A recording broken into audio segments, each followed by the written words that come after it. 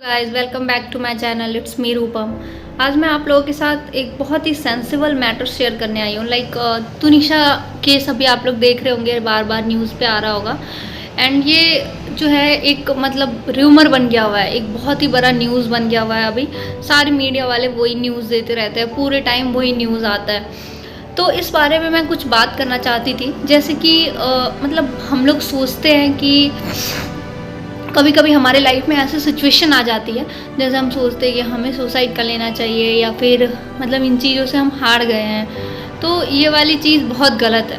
हम जो भी यंग एज के बच्चे हैं उनके लिए तो स्पेशली ये बहुत गलत है कि अगर ऐसा कुछ हम सोच रहे हैं। स्पेशली तुनिशा, उनको किसी चीज़ की तो कमी नहीं थी।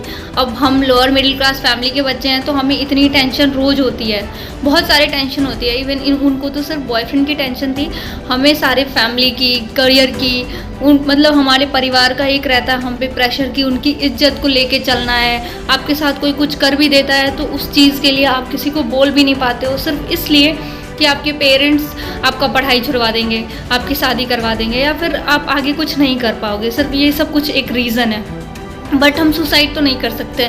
इन सब चीज़ों को झेलने के बाद भी हमें स्टिल कांस्टेंट जीना पड़ता है। जैसे हम रहते हैं लोगों के सामने वैसे हमें दिखाना पड़ता है कि हम खुश हैं, हमें किसी तरह की प्रॉब्लम नहीं है।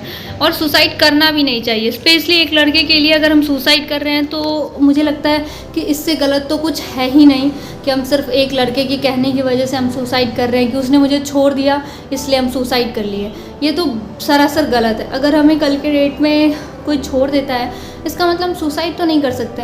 अगर उनकी खुदा न खास उनकी मम्मी को कुछ हो जाता तो वो सुसाइड करती नहीं करती, और उन्होंने बिना कुछ सोचे जस्ट सुसाइड अटैम्प्ट सुसाइड कर लिया। ये एक बहुत ही बड़ा मुद्दा है। मैं ज़्यादा कुछ जानती नहीं हूँ, ना मैं बहुत बड़ी यूट्यूबर्स हूँ, बट फिर भी मेरे को ये दिमाग में आया कि मुझे इस चीज़ के लिए बोलना चाहिए कि हम हर एक यंगस्टर्स को ये चीज़ हमेशा सोच के चलना चाहिए कि सुसाइड कोई बहुत बड़ी गेम नहीं है, या फिर कोई बहुत बड़ा डेयरिंग नहीं है कि हम कुछ डेयर कर लिए अपने लाइफ में सुसाइड करके। उन्होंने तो सुसाइड कर लिया, वो इस दुनिया से चली गई, बट उनके पीछे जो लोग रह गए हैं, उनकी मम्मी है, उनके मामा है, या फिर जो भी है, वो सारे कितना परेशान हो रहे हैं। वो चीज़ उन्होंने कभी नहीं सोचा होगा कि हाँ, उनके जाने के बाद कुछ ऐसा भी हो सकता है उनके फैमिली में, या फिर इतना सब कुछ झेलना पड़ सकता है। साथ ही साथ वो सीज़ान, उनकी भी फैमिली को इतना फेस करना पड़ रहा है।